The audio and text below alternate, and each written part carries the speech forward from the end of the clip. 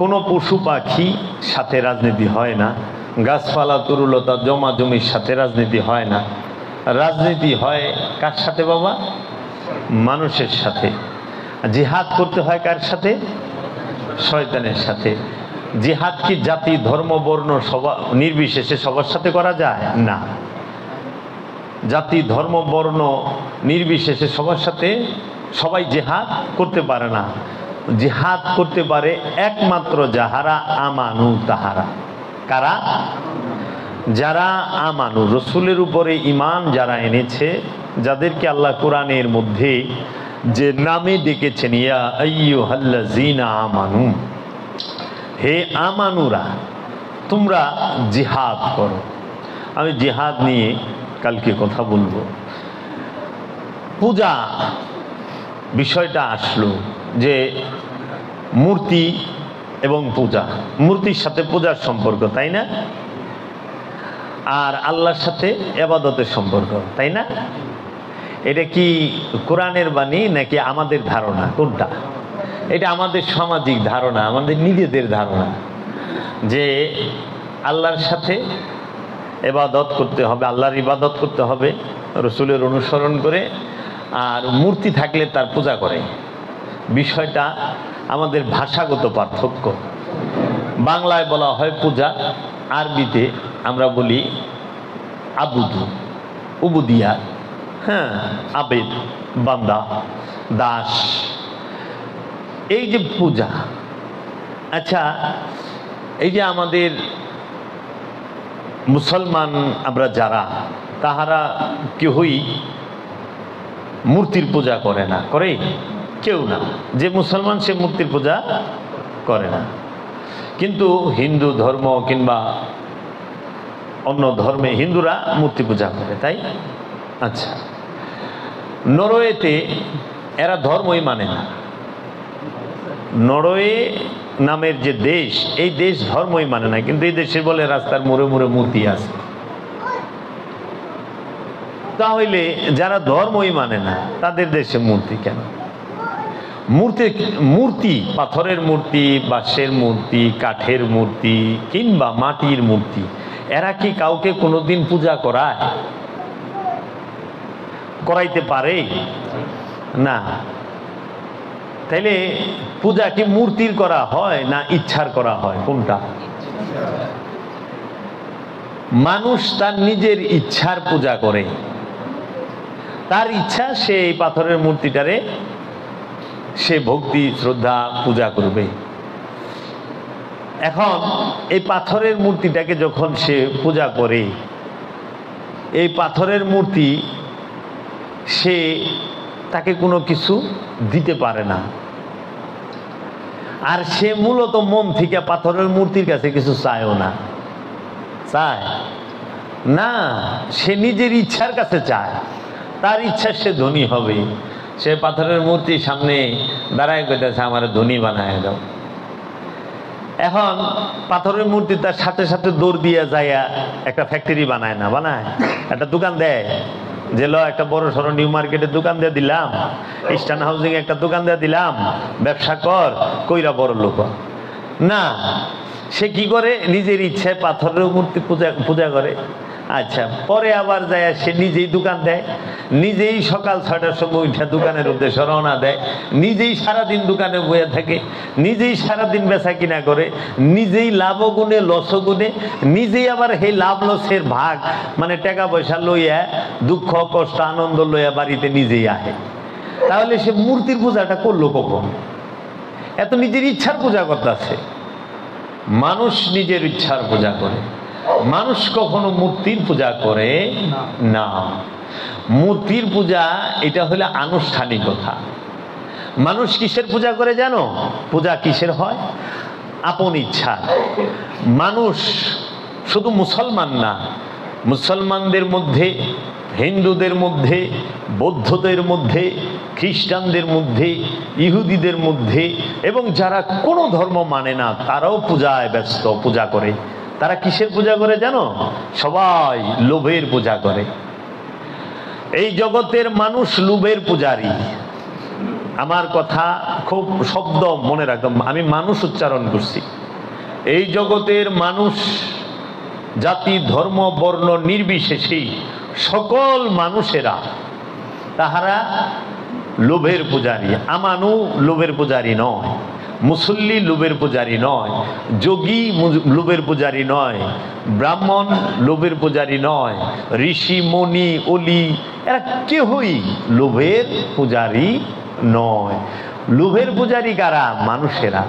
মানুষ জন্মগত লোভী। আল কোরআন কয়ে দিছে, আল কোরআনে সূরা মারিজে বলতেছে আমি মানুষকে জন্মগত কৃপণ বানাইছি। জি, আমি মানুষকে জন্মগত কৃপণ। মানুষ জন্মগত লোভী, মানুষ জন্মগত অহংকারী। মানুষ কিসের পূজা করে? লোভের। মানুষ মূর্তির পূজা করে না, কোনো মানুষ মূর্তির পূজা করে না। মানুষ নিজের ইচ্ছার এবং নিজের লোভের পূজা করে, বুঝছ? আর মানুষ পূজা করে কিসের? ক্ষমতার, শক্তির। ক্ষমতার পূজা করে মানুষ। মানুষ কোনোদিন সে আল্লাহর পূজাও করে না, সে রসুলের পূজাও করে না, সে মূর্তির পূজাও করে না।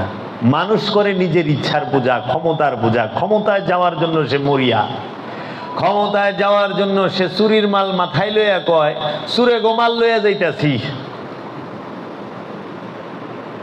মানুষ ক্ষমতার জন্য বলে না, কি করে?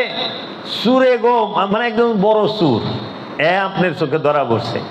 এখন আপনি এই চুরেরে কি করলেন? বুঝা ফেলাইছেন, ধরে ফেলাইছেন। বুঝা ফেলাইছেন, ধরে ফেলাইছেন, তাই না? এখন এই চুরের মালটা যে কোনো একটা জিনিস আপনি পাইছেন, মনে করেন সিন্দুকটাই কান্দে করে লয়ে মাথায় করে লয়ে যেতেছেন। মানুষ দেখে গেল যে ভাই সাপ কি লয়ে যেতেছেন? আর কো না, চুরে এতদিন চুরি করছে, চুরের মাল লয়ে যেতেছি। তাহলে আপনি যে চুরের মাল লয়ে গেলেন, আপনি কি ভালো রইলেন? আপনিও তো আরেক চুর। তাহলে চুরের শিক্ষা দিবার যে নিজে চুর হইলেন, এটা কি হইতে পারে? এইটা হইতে পারে। এর জন্য মানুষ কখনোই, মানুষ মূর্তির পূজা করে, সেটা হলো লোভ মোহের মূর্তি, বুঝছো বাবা? মানুষ কখনোই পাথরের মূর্তির পূজা করে না। পাথরের মূর্তি মানুষকে পূজা করাইতে পারে না। মানুষ পূজা করে নিজের ইচ্ছার, আর নিজের ইচ্ছাই তাকে লোভের পূজা করায়। মানুষের নফসের ইচ্ছাটাই তাকে অহংকারের পূজা করায়। মানুষের নফসি তাকে দিয়ে নিজের এই কামের পূজা করায়, ক্রোধের পূজা করায়, অহংকারের পূজা করায়, শক্তির পূজা করায়। এই জন্য আমার দয়াল মুর্শিদ বাবা জাহাঙ্গীর বলেছেন, শক্তির পূজারী দুনিয়াতে কিছু পেতে চায়। কোথায় পাইতে চায়? দুনিয়াতে। খেয়াল করো, পৃথিবীতে কয় নাই, পৃথিবী আর দুনিয়া এক না। লোভ মোহ কামনা বাসনায় ষড়রিপু মিলে যেটা তৈরি হয় ওইটার এই দুনিয়া বলে। আর এই দুনিয়াকে বলা হয় জাহান্নাম, কারাগার, সিজ্জিন। এই জাহান্নাম, কারাগার, এই দুনিয়াতে বাস করা এইটা অপরাধ। আল্লাহর দিনে বাস করা এইটা হইল আল্লাহর হুকুম। দুনিয়ায় বাস করো না, পৃথিবীতে বাস করো। এর জন্য তৌহিদ রাজ্যে অবস্থান যারা করে তারা সবাই পৃথিবীতে বাস করে। গরু ছাগল ভেড়া বকরি গাছপালা তরুলতা পাহাড় পর্বত নদী নালা ফেরেশতা যাহা কিছু আছে সব এই পৃথিবীতে বাস করে। তারা তৌহিদবাসী, সবাই আল্লাহর একত্ববাদের মধ্যে বাস করে। কিন্তু মানুষ পৃথিবীতেও বাস করে, দুনিয়াতেও বাস করে। এই জন্য মানুষ আর জিনের জন্য জান্নাত এবং জাহান্নাম। পৃথিবীতে অন্য কোনো সৃষ্টির জন্য জান্নাত জাহান্নামের ব্যবস্থা নাই। খুব ইয়ের বিষয়। এর জন্য তোমরা কিন্তু কি কইরো? পূজা ইচ্ছার করো না, পূজা করো আল্লাহর, পূজা করো রসুলের। শয়তানের পূজা যেন না করা হয়। ষড়রিপুর বন্ধনটাকেই শয়তান বলা হয়, ষড়রিপুর সমষ্টিগত নামকেই শয়তান বলা হয়। নিজের ইচ্ছাটাই শয়তান। একের উলঙ্গার কেমনে করে? নিজেরই ইচ্ছাটা হয় শয়তান। আমার নিজের ইচ্ছাটাই হইল শয়তান, বুঝছো? এই শয়তানের পূজা তুমি করতেছো কিনা তুমি ধরা পারবা, অন্য কেউ ধরা পারবো না। কারণ তোমার মনের মধ্যে কি তুমি জানো, অন্য জনে জানে না। এই জন্য নিজে নিজেরে শুধরায়। তাই আল্লাহ রাব্বুল আলামিন কোরআনুল মাজিদে, হ্যাঁ, সূরাতুল বনি ইসরাইল 17 নম্বর সূরা। এই সূরার 71 নম্বর আয়াত আল্লাহ বলতেছেন, ইয়াউমা নাদউ কুল্লা উনাসিম বিইমামিহিম। আমি আবার পড়তেছি, ইয়াউমা নাদউ কুল্লা উনাসিম বিইমামিহিম। তোমাদের ওই দিনের কথা খেয়াল করো যেই দিন আমি প্রত্যেক ব্যক্তিকে তার নেতা সহ ডাকবো, ইমাম সহ ডাকা হবে। আল কোরআন সূরা বনি ইসরাইল আয়াত নম্বর 71। যাদের মোবাইলে কোরআনের অ্যাপস আছে খুইলা দেখো। আল্লাহ বলতেছেন প্রত্যেক ব্যক্তিকে কিয়ামত দিবসে তাদের ইমাম সহ ডাকা হবে। বাবা খুব সাবধান। তারপরে আয়াতেই আল্লাহ বলতেছেন, ওই আয়াতের মধ্যেই আল্লাহ বলতেছেন, তারপরে আয়াতে বলতেছেন 72-এ, ওয়ামান কানা ফি হাযিহি আমা ফাহুয়া ফিল আখিরাতি আমা। যে এই দুনিয়াতে অন্ধ, ওয়া এবং মান যে কেহু, কানা হয় ফি মধ্যে, হাযিহি আমা অন্ধ হয়ে উঠে, ফাহুয়া ফিল আখিরাতে আমা। এই দুনিয়ায় যে অন্ধ সে পরকালে অন্ধ। তাহলে প্রথম আয়াতে কি কইল? প্রত্যেক ব্যক্তিকে তার ইমাম সহ ডাকা হবে। 72 নম্বর আয়াতে বলতেছে যে দুনিয়ায় অন্ধ সে আখিরাতেও অন্ধ। এই ইমাম তোমার কে বাবা? আপনার ইমাম কে? এটা তো মুখস্থ বয়ান কইলা, যেটা সত্য এটা মুখস্থ বয়ান কইলা। যদি আপন মুর্শিদ তোমার ইমাম হয়, মুর্শিদের প্রতিটা কথা মানো? বলো, তাহলে মুর্শিদ ইমাম হইল কেমনে? ওই যে ফেসবুকে লেখলা মুর্শিদ আপনার দয়ার ভিখারি, দয়া চাই, দয়া ভিক্ষা চাই, কিন্তু মুর্শিদের এইখানে আইসা 7 দিনও খেদমত করলা না, কাম করার লাগবে, এটা রা হয় না কামের সময়। কাম গেলে গা আবার আইস 2 ঘন্টা ওয়াজ করতেই হবে বাবা, ওয়াজ না করলে আর হইল না।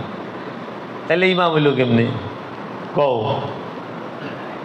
সারাক্ষণ ওয়াজ করে শোনাইতে হবে কথা। আমি আইছি না, আবার আইসা বলে আমার কিন্তু টাইম নেই বাবা, আমার চলে যেতে হবে, আপনি একটু। আশ্চর্যের বিষয়, যুগ কই গেছে গা।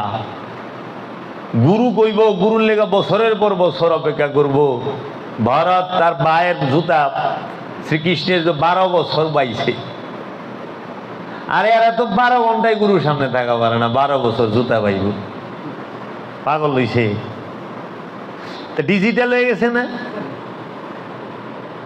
আগে হাইটে যাইতো 6000 মাইল দূরে, এন থেকে বাংলাদেশ থেকে শুনছি সৌদি আরব 6000 মাইল, 6000 মাইল দূরে যাইতো না স্টিমারে সইরে হাইটে, আগের দিনের হাজিরা।